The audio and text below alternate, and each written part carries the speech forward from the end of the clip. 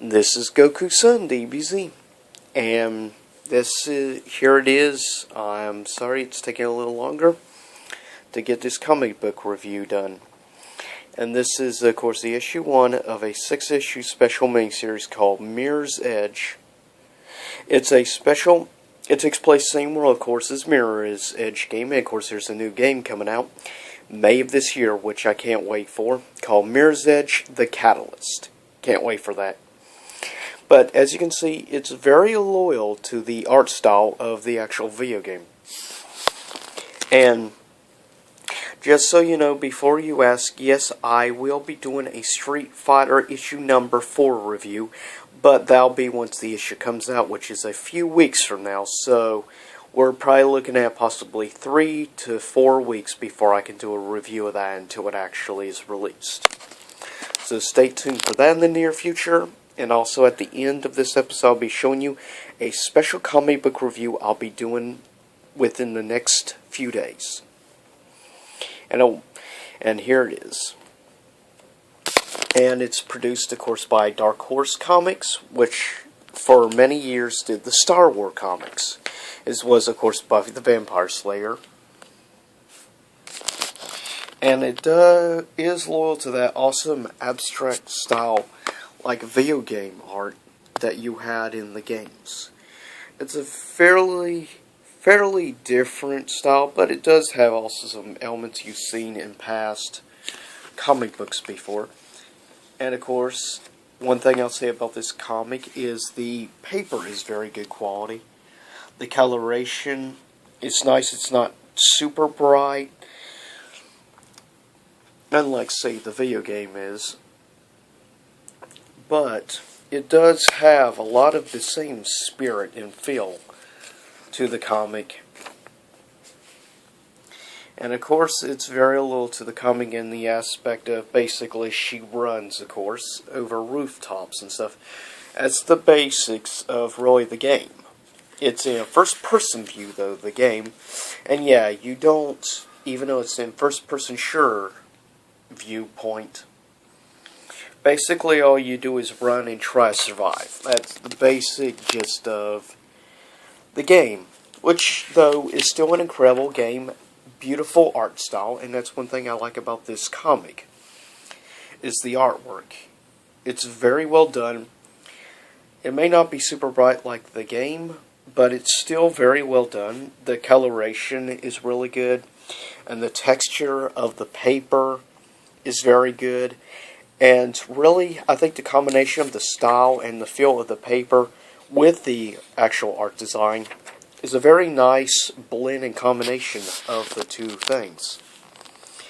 That's one thing you'll notice with, depending on the comic book company, is the quality of paper. And a lot of comic books are better now.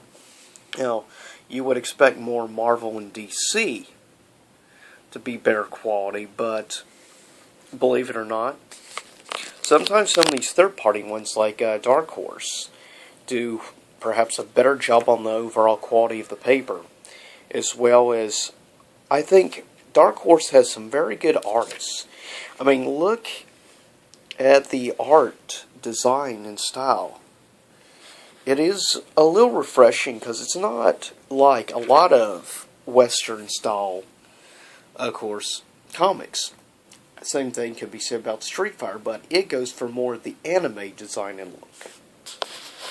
Now, this does have a certain element and feel to it of like a manga or like anime, actually. It does have a little bit of an anime look, but it's also a little bit of a different style.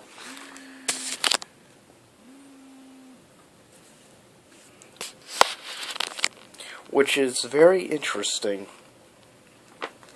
and quite beautiful. And there you see, of course, running, having a race of sorts. But there's a little more story to that, which you only find out in the next issue, to be continued, which sadly I do not have. I came across this actually on clearance at Books A Million. this particular comic. I bought this and a few other comic books. And I will say Dark Horse is nice to see at least they're still going and trying to start up some new stuff.